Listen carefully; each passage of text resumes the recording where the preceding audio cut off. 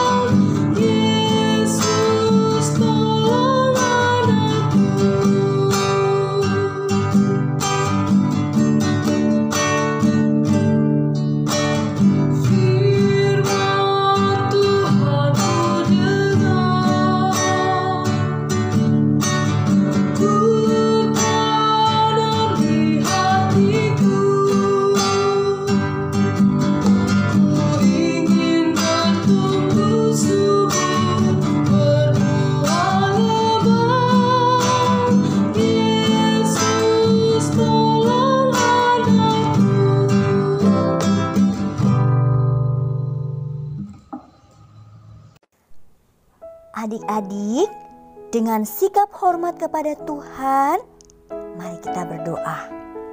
Lipat tangannya, tutup matanya, tundukkan kepalanya. Kita berdoa. Tuhan Yesus yang baik, kami sungguh bersyukur untuk hari ini. Kami bisa beribadah kepada Tuhan. Kami berdoa supaya kami boleh hormat beribadah kepada Tuhan. Dalam nama Tuhan Yesus kami berdoa. Amin. Adik-adik, hari ini kita mendengarkan kisah Salomo yang menjadi raja atas orang Israel menggantikan Daud yang adalah ayahnya. Ibu Salomo bernama Batsheba. Salomo menjadi raja yang ketiga atas orang Israel. Sewaktu Daud sudah tua, Daud memilih Salomo sebagai raja, menggantikannya memimpin Israel. Dan Tuhan setuju akan hal itu. Kemudian Salomo diurapi menjadi raja. Setelah Salomo menjadi raja, Daud mengucap syukur kepada Tuhan akan apa yang telah disaksikannya. Daud, ayah Salomo yang sebelumnya menjadi raja, berpesan kepada Salomo supaya ia hidup menurut jalan yang Tuhan perintahkan kepadanya. Artinya, Salomo harus taat kepada Tuhan, hormat kepada Tuhan, dan melayani Tuhan dengan sepenuh hati. Setelah itu, matilah Raja Daud. Salomo menjadi raja, menggantikan Daud ayahnya itu. Adik-adik, setelah Salomo menjadi raja, Tuhan berkata kepada Salomo, "Mintalah kepadaku apa yang kamu mau." Lalu Salomo menjawab, Tuhan, Engkau mengasihi ayahku Daud. Engkau mengizinkan aku menjadi raja, menggantikan ayahku. Aku masih sangat muda dan belum berpengalaman.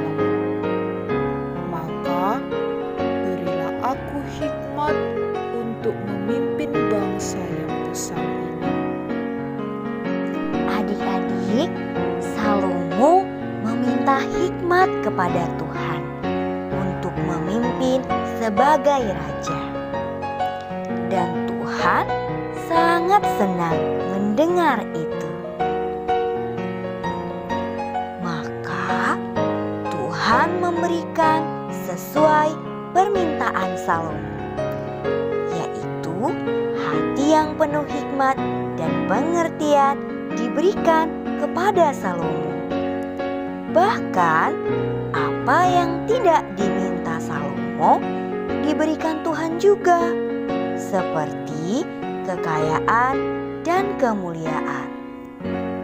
Dan Tuhan berkata, jika Salomo hidup suci di hadapan Tuhan, maka Tuhan berkenan atas dia. Wah, ternyata Tuhan adalah sumber hikmatnya Salomo, adik-adik. Lalu, bagaimana Salomo memimpin bangsa Israel dengan hikmat dari Tuhan? Pada suatu hari, ada dua orang ibu meminta keputusan dari Raja Salomo. Salah satu ibu itu berkata bahwa mereka berdua tinggal di satu rumah. Lalu dia melahirkan seorang anak, dan 3 hari kemudian ibu yang lain itu pun juga melahirkan seorang anak. Tidak ada orang lain dan hanya mereka berdua.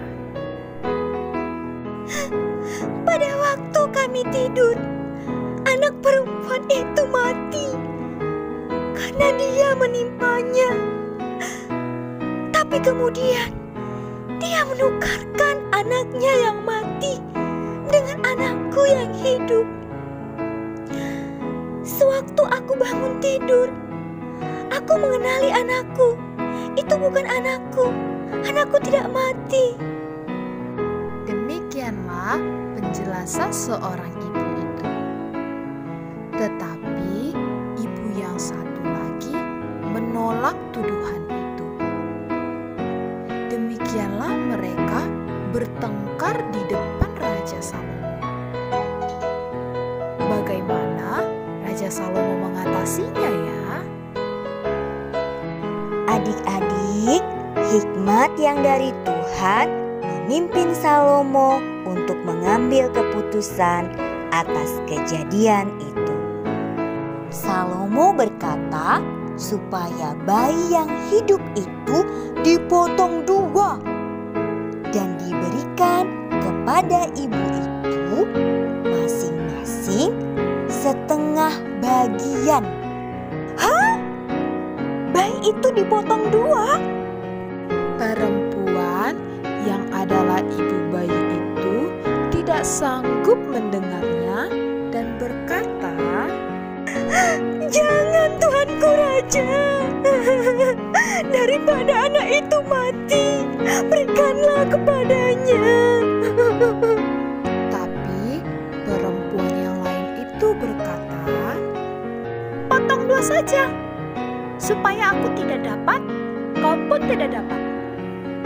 Melihat respon kedua ibu itu, Raja Salomo memutuskan supaya anak itu tidak jadi dibunuh, tetapi diberikan kepada ibu kandungnya, yaitu perempuan yang berkata, "Jangan bunuh anak itu."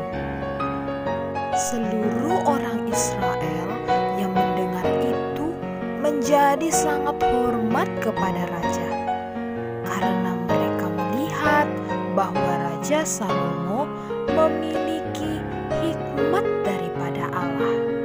Adik-adik sekalian juga bisa seperti Salomo yang memiliki hikmat dan juga kepandaian, asalkan adik-adik memiliki Allah yang hidup yang disembah oleh Salomo. Bagaimana caranya? Allah yang disembah Salomo adalah Allah yang kita kenal di dalam Yesus Kristus. kita dapat mengenal Allah di dalam pribadi Yesus Kristus. Jadi, ketika kita mengenal Yesus Kristus, kita mengenal Allah. Ketika kita percaya kepada Yesus Kristus, kita percaya kepada Allah. Sehingga adik-adik sekalian dan semua orang perlu percaya kepada Yesus Kristus yang adalah sumber hikmat dan sumber segala sesuatu. Nah, begitulah cerita firman Tuhan pada hari ini. Ayat hafalan kita, Amsal 1 ayat 7. Takut akan Tuhan adalah permulaan pengetahuan, tetapi orang bodoh menghina hikmat dan didikan. Amsal 1 ayat 7. Ayo adik-adik, mari kita kembali memuji Tuhan dengan lagu Firman Tuhan ku dengar.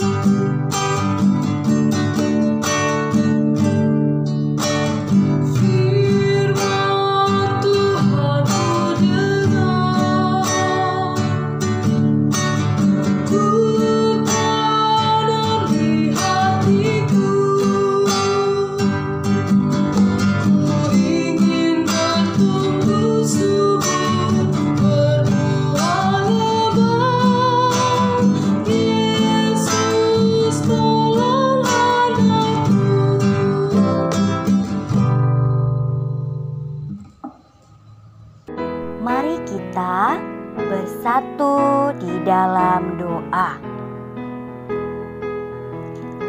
Tuhan Yesus yang baik, kami bersyukur kami sudah mendengarkan firman Tuhan. Pimpinlah kami supaya kami beriman sungguh kepadamu.